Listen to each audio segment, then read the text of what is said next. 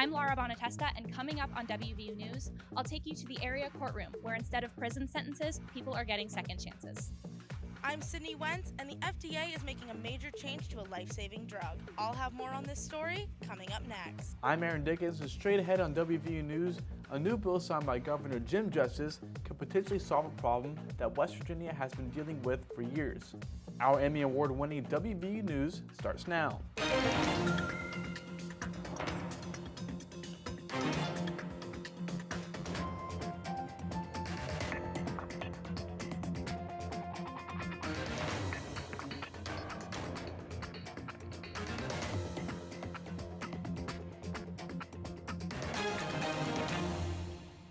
West Virginia faces one of the highest rates of overdose deaths in the country, but a new bill will direct how a lawsuit settlement fund can help. I'm Catherine Brook. And I'm Maggie Oliverio. An overdose reversing drug has saved nearly 27,000 lives, and now the federal government is making it even easier to access. And coming up, we'll celebrate people who are staying in long-term recovery. WVU News will have those stories and more on our special edition show, Addiction in America, an ongoing epidemic.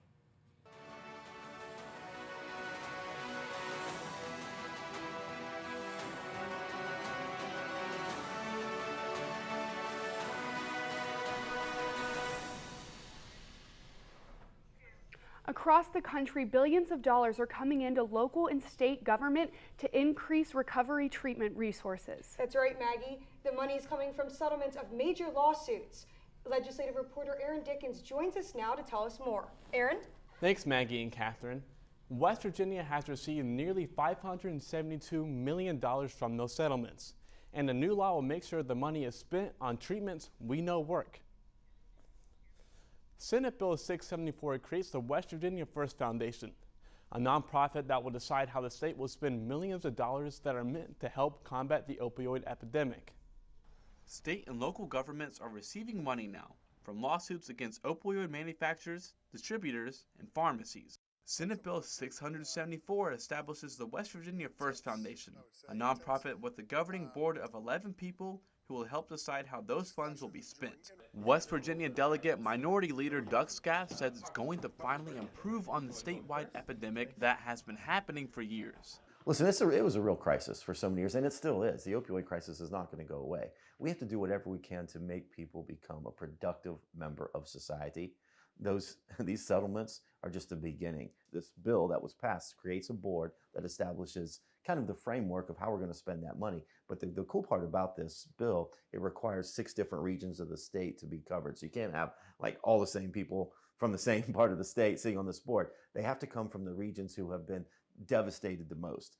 The foundation will get 72.5% of the state's settlement funds, while the other 24.5% would go to local governments, and the remaining 3% will be held by the state in escrow. Attorney General Patrick Morrissey praised the new law and said, quote, "We will now have the groundwork desperately needed to facilitate the management of the state's and political subdivisions' nearly $1 billion in opioid settlements. These settlements will not bring back the lives lost from the opioid epidemic, but our hope is that the money would provide significant help to those affected the most." Unquote. All 55 counties have signed the foundation's memorandum, which gives hospitals, like the one you see here, more medical-assisted treatment for opioid overdoses. More than 1,400 West Virginians lost their lives to an opioid overdose last year, and has cost the state an estimated $8 billion. Senator Ryan Weld says he believes the board is committed to investing the money in solutions. How do you put a cost on the deaths that West Virginia has experienced? You can't. This, though, is meant in part to help those who want help recover from that, but also ensure that we can avert from a crisis like this in the future. The bill was signed into law on March 22nd at a ceremony at the state capitol. God bless all of you. Thank you. 5 of the board members will be appointed by Governor Justice and approved by the Senate, and another 6 will be appointed by local governments. Maggie, Catherine, back to you. Thanks, Aaron. The country saw more than 100,000 fatal overdoses in 2022. But the FDA has recently made a life-saving medication available over the counter in hopes of saving even more lives. Reporter Sydney Wentz explains. Naloxone is a medication administered as a nasal spray, and in March, the federal government approved its sale over the counter. Allie Rockline is a senior at WVU. Allie lost her father to an overdose her freshman year. My dad used it I believe around 8 times, and to me that even though he wasn't able to survive this disease, he was able to still have 2 years longer than he probably wouldn't have without Narcan. Naloxone is expected to be sold in grocery stores, pharmacies, gas stations, and even online retailers. Executive Director of West Virginia Sober Living, John Dower, says that Narcan being available over the counter is vital to keeping someone in overdose alive. So you're literally going to want to slightly tilt the person's head back, put it in one nostril, push the plunger, and wait the longest 2 to 5 minutes of your life to see if respiration starts to increase again. According to the CDC, 81.4% of deaths in the state last year were due to an overdose. But by this summer, naloxone will be available over the counter, making it easier and more affordable for anyone to stop an overdose. For those concerned about stepping up in an emergency situation, Rockline wants you to know this. Another thing about it too is it can't harm someone, so even if you're unsure if this is an opioid overdose, it won't harm the person if it's not. West Virginia Sober Living estimates that they annually distribute 10,000 naloxone doses to the Morgantown community as a part of their Save a Life Day efforts. Sydney Wentz, WVU News, Morgantown. On the West Virginia Sober Living website listed at the bottom of your screen, you can find more information about how to access naloxone and future trainings on how to use it. Groundbreaking clinical trials happening right here in West Virginia could mean a major advancement in the treatment of opioid addiction, Catherine. That's right, Maggie. The WVU, Rockefeller Neuroscience Institute, and WVU Medicine are conducting a first in the U.S. clinical trial that uses deep brain stimulation for treatment-resistant opioid use disorder. What you are watching here is groundbreaking. This brain surgery is the first of its kind to help people with addiction. Dr. James Mahoney works with patients participating in this groundbreaking clinical trial, but says recruiting patients with an opioid use disorder for such a serious treatment can be difficult. Of all aspects and what's going to be required of them, it is a very intensive study. It's brain surgery, so we need to make sure that they're very well informed and understand what they're getting into. This type of treatment is not just a simple visit to the doctor's office. As you can see here, the doctors are inside the patient's brain, implementing a Medtronic DPS device in the addiction and reward center of the brain. The procedure has enabled 3 out of 4 patients that underwent surgery find long-term recovery. Now doctors are recruiting 20 more participants. One of the things that we've learned is it's not just flipping the addiction switch. It's really meant to help individuals maintain success with the standard level of care. Studies found this treatment can make people with substance use disorders less likely to relapse and have a better quality of life. Clay Marsh, Executive Dean of Health Sciences, says it's one more way WVU is a leader in the addiction science space. So we are trying to pioneer treatments and new approaches, but we're also pioneering caring and making sure that people have access to high, degrees of training and education. The clinical trial at WVU was approved by the FDA, and now more hospitals across the country can offer similar treatments to help people find long-term recovery. Research shows this type of treatment can be used for more than just opioid use disorders. In the future, the procedure can lessen people's use of alcohol, nicotine, and cocaine. For more information about the DPS treatment at WVU, follow the link located at the bottom of your screen. 350,000, or 1 in 5 people who are incarcerated, are serving time for a drug-related offense. According to the Jail and Prison Opioid Project, an estimated 65% of people in prison have had a substance use disorder. Research shows the most effective treatment for a substance use disorder includes the use of FDA-approved medications. But one national study found that the vast majority of jails and prisons do not offer this vital medical care. That's why one court in the Mountain State is focusing on helping people find long-term recovery instead of going to prison. Laura Bonatesta, DataViz reporter, joins us from Studio B to tell us more. Laura? Thanks, Maggie. Catherine. The Northern District of West Virginia's Federal Drug Court program is the first of its kind in the state. There, a community of people help those convicted of nonviolent drug offenses access the treatment they need, find employment, and even secure housing. When Cassandra Rickman first came to the federal drug court program in 2017, she never thought she'd find long-term recovery. At the time, she was struggling with severed relationships, mental health, self-worth, and a substance use disorder. But now upon her graduation, she is celebrating her accomplishments, which include reconnecting with family, obtaining joint custody of her children, and living 29 months in recovery. It takes people time to get better, and nothing that I have accomplished in the past year and a half, 2 years would not have been possible if somebody would not have given me another chance. So, and I just want people to remember that. People are going to mess up. People are going to get sick. They're going to make mistakes, but that doesn't mean it's over for them. The community-based team helps participants meet basic needs, get treatment, and address underlying factors that may lead to substance use. And people who complete the program can receive shorter sentences, reduced charges, or dismissal of their indictment, which federal judge Michael Alloy says gives people like Rickman both hope and second chances. And it's an interaction to change someone's life for the better. And when you do that, and they go out and they become good citizens and good mothers and good daughters and good granddaughters, and then do the work that she does, the recovery work, and the lives that she affects, I mean, what is a greater result than that?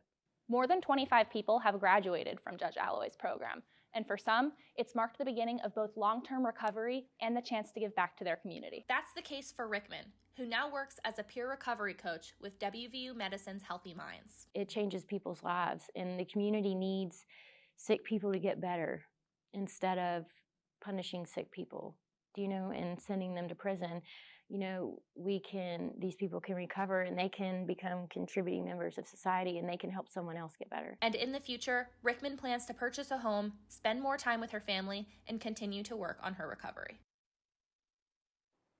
Recovery from addiction is possible. There are more than 25 million people in the U.S. in long-term recovery today. If you or someone you know is looking for treatment, call the free and confidential treatment referral hotline or visit the link at the bottom of your screen. Maggie, back to you at the Waterfront Studio. Thanks, Laura. Fentanyl is a synthetic opioid that is 100 times stronger than morphine. It's a medication that's prescribed in hospitals, but illicitly manufactured fentanyl, sometimes mixed with street drugs, can be fatal, and in 2020 resulting in the death of more than 53,000 Americans. Lauren Cole was one of them, but today her family has started a recovery center in her honor. Lauren Cole passed away due to a fentanyl poisoning in 2020. She'd been diagnosed with an opioid use disorder, but like so many people who have died in the U.S. due to an accidental overdose, Lauren didn't know she was being exposed to fentanyl. Mackenzie Marrara was one of Lauren's best friends. Everybody that knows Lauren said how hilarious she was. I have stories for days. She was just the funniest person, and she was just such a light. Anytime she was around, you were just smiling no matter what. Before she passed, Lauren told her dad, Mike Cole, it was her dream to create a place for those struggling. Cole was able to make his daughter's dream a reality and founded Lauren's Wish. The facility offers housing and access to individual and group counseling in rooms like this one. So far, Lauren's Wish has helped over 100 people in Morgantown. Lynn Murray is the program director and has been specializing in coaching in the field of addiction for 15 years. You do the support part. That is your job but understand this here, it's their walk. It's not your walk. It's theirs. Nobody else's but theirs. And as long as they do the right thing, it's a tough walk. It's a tough walk. But it can happen. Live an example. Cole says his Lauren was more than her disease, and so are the millions of other people who have a substance use disorder. And I think it's a stigma around it. People still aren't willing to talk about it, but reality is it's in 1 out of every 2.7 families, so we need to talk about it. And the rate that it's taking our youth, we're in jeopardy of losing a generation if we don't react quickly. Lauren's Wish opened in October, and their goal is to open several more centers across the state. If you or someone you know is struggling with a substance use disorder in Morgantown, you can contact Lauren's Wish at the number or link listed at the bottom of your screen. Coming up, if you have a teenager who vapes, you should be concerned about their exposure to more than just nicotine. In 2021, 75% of college students who use tobacco products reported using e-cigarettes or vapes sold at shops like this. I'm Kaylee Riccatelli, and coming up on WVU News, I'll tell you how vaping can affect your health. Coming up on WVU News, I'm Zach DeLuca, and I'll take you to an event on campus where students are celebrating recovery with outdoor activities like yoga.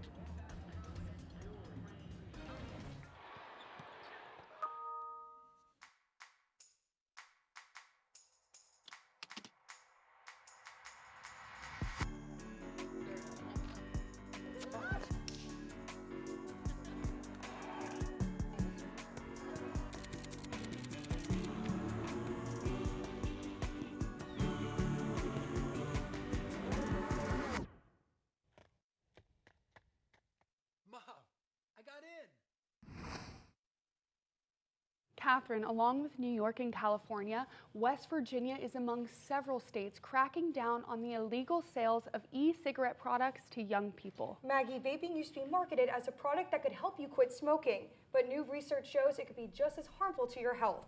Social Square reporter Kaylee Riccatelli is here to tell us more. Kaylee? Thanks, Catherine. Maggie? Vaping among teenagers has grown by close to 2,000% in the U.S. since last year. In 2022, the most common reason given by middle and high schoolers as to why they started vaping was because a friend tried it. Caitlin Pearson, a WVU student, says she started vaping in high school because of the surrounding culture. It was more of like a social thing. Like, it was just, I was around it all the time and I just wanted to try it. Like, just everyone did it. While vaping at any age can be harmful, nicotine use before the age of 26 can affect brain development. Dr. Ron Stallings, an internal medicine doctor and former senator from Madison, West Virginia, says this can make young people more susceptible to addiction. The studies show that brains earlier than like 26 years old are certainly more apt to be addicted. There's the decision making, the risk benefit is just not there yet. Nicotine content and concentration of e-cigarette products can vary depending on brand. And a 2016 study showed that 51% of labels on e-cigarette products did not list the correct level of nicotine.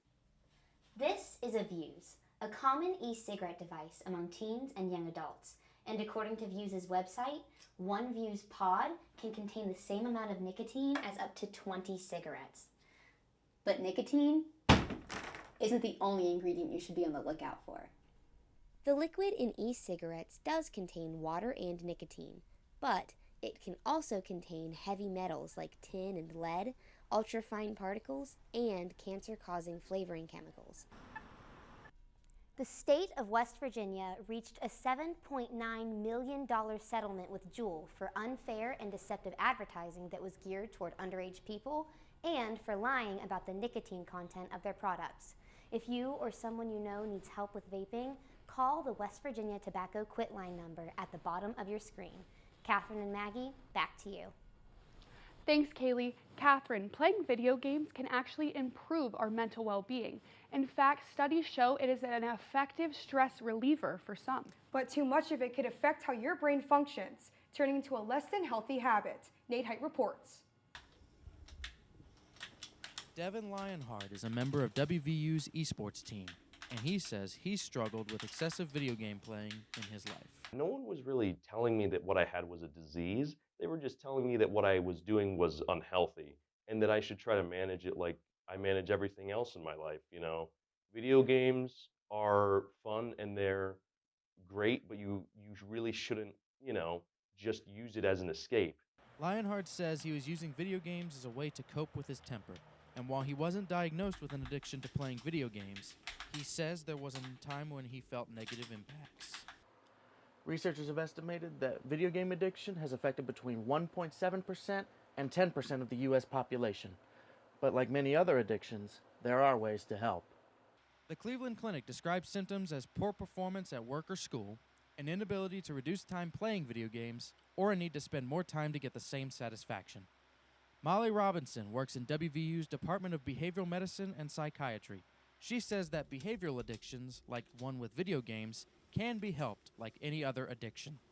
Because the behavioral addiction follows that same mesolimbic pathway as our substance use disorders, we do have certain behavioral therapies and medication treatments that we can use that would work for both types of addictions. According to a study in 2020, nearly 58% of Americans play video games. Nice. And WebMD states that video games can be good mental stimulation and a stress reliever. Lionheart has some advice for people who are worried about how much they're playing video games. I would say that I've been through a lot of the same. I know what it's like. But what you have a lot of choices and you have a lot of things you can do to make it better. And the reason why I am where I am now is because I chose to take my love and passion for video games and try to push it in my career. He says now that he knows the warning signs, he knows when to ask for help. Nate Hyde, WVU News, Morgantown. According to the Substance Abuse and Mental Health Services Administration, engaging in social activities can help people in recovery maintain their sobriety because they join a community of support. And Catherine, an organization here at WVU has created that community for people in recovery and their allies. Reporter Zach DeLuca has more. Whether tie-dyeing shirts or participating in outdoor yoga, students across campus showed their support for WVU Collegiate Recovery during this week-long recognition.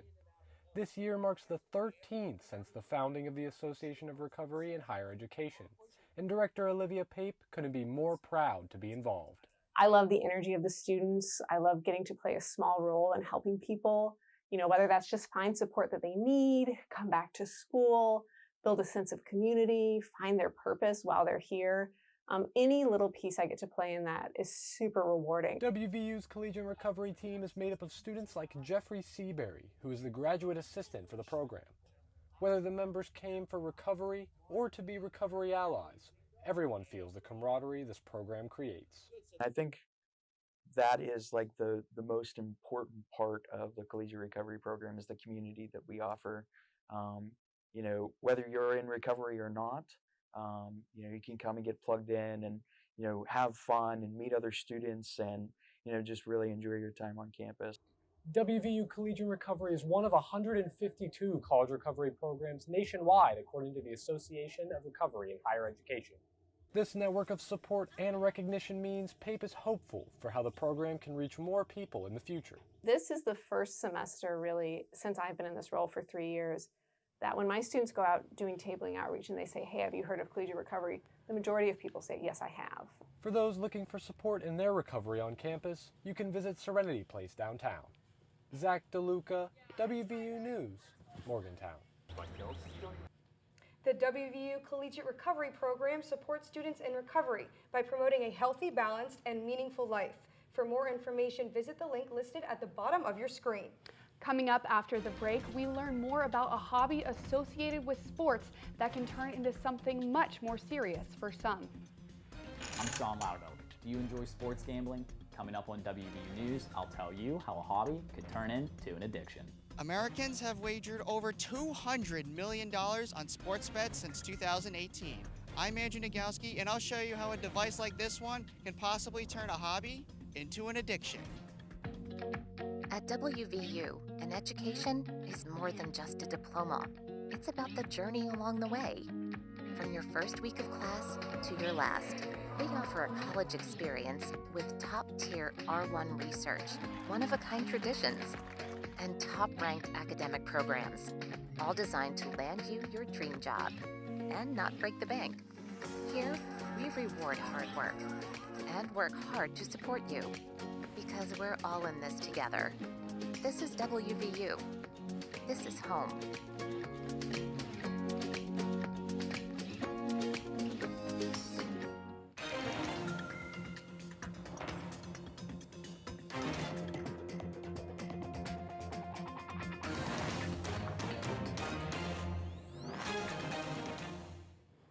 In 2018, the U.S. Supreme Court struck down a federal ban on sports betting, and since tens of millions of Americans have started regularly gambling on anything from NCAA basketball to PGA Tour matches. That's right, Maggie. More than 50 million Americans have bet on the outcome of the Super Bowl this year alone. But for people whose hobby becomes more than just a pastime, there are a few resources to help. Our sports reporters Sean Loudermilk and Andrew Nagowski are here with team coverage of sports betting in West Virginia. Thanks, Catherine. Maggie. West Virginia became the 5th state to legalize sports betting back in 2018, and since, 28 other states have joined it. That's right, Andrew. Retail, mobile, and online sports betting is all legal here in West Virginia, and it's generated more than $150 in revenue for the state. The legal age to gamble in West Virginia is 18, but because most sports betting takes place online, studies show 5% of young people ages 11 to 17 meet at least one criteria for a diagnosed sports betting addiction. But the risk is highest for men ages 18 to 24. I caught up with a few of the people in this at-risk group to learn more. You know what to do. Roughly 6% of college students who gamble develop a gambling problem. And in most states, prevention and treatment services, particularly for youth, are insufficiently funded or non-existent. Jacob Janowski, a graduate student at WVU, says that he believes students start betting for fun, but it can become much more. I think it's a thrilling thing. I mean, you're getting emotionally invested into something you may not otherwise be invested in, but since you put down money, it becomes something you might want to be invested in. Sports betting is one of the most frequently used forms of gambling for college students. Researchers say nearly 67% of all college students bet on sports, with 1 in 20 students meeting the criteria for compulsive gambling. Lauren DeLoe, a student athlete here at WVU, says that it's nearly impossible for students to escape advertisements promoting gambling. I think ads are definitely making college students gamble more. There are so many ads there, and they're specifically targeting college students because college students are young and they're susceptible. Sports gambling can take a different form as well. In several different competitive online sports games, such as Madden, FIFA, and NBA 2K, a concept known as loot boxes exists, urging players to spend extra money on virtual currency for the chance to earn better players. Players can spend their virtual currency on packs, similar to real-life trading cards. Like they say, life is like a box of chocolates, you never know what you're going to get. And the same applies here. The odds to get some of the best players in these games can be as low as 1%. A report from the Gambling Commission discovered that 13% of teenagers from ages 11 to 16 had played these types of video games online, with 31% of them purchasing these loot boxes. A 2018 survey of over 7,000 gamers found that the more money somebody spent on these loot boxes, the higher their likelihood to become a problem gambler. But how do you know when sports betting transitions from a hobby to an addiction? Our team coverage continues by learning more about the disease and its warning signs. Roughly 6.6 million people have a gambling addiction. That means they can't stop despite the negative consequences. Dr. Maria Shakasova, a behavioral neuroscientist at the WVU Department of Psychology, says there are several warning signs. So those would be things like loss chasing, or escalating betting, or preoccupation with gambling, kind of, it taking over a person's life, spending more than a person can really afford to lose. Disordered gambling can deplete people's savings, damage personal relationships, and result in troubles at work. Thanks to the advent of online sports betting, it is incredibly easy to place a sports bet. All you have to do is go to a sports betting website like DraftKings and put in your information like your name, address, and social security number. Then you're just a few clicks away from making a bet. Shirkasova says that ease of access has increased the number of people who are regularly gambling. But if it becomes more than a hobby, Shirkasova says there are treatments available. So locally, for example, in Morgantown, there is Problem Gambling Health Network of West Virginia. I guess that's more in the States. So there's a 1-800 number that the people can call if they're experiencing problems. So this organization organizes a support group in Morgantown. She encourages people to seek out help if they need it. Call the number at the bottom of your screen if you or someone you know is looking for help for a gambling addiction. Maggie, Catherine, back to you. Thanks, Andrew. Sean, that's going to do it for this special edition of WVU News. I'm Catherine Brew. And I'm Maggie Oliverio. You can visit us online on our website or watch our shows on YouTube. And please, follow us and our reporters on Twitter. Thanks for watching. We'll see you next time.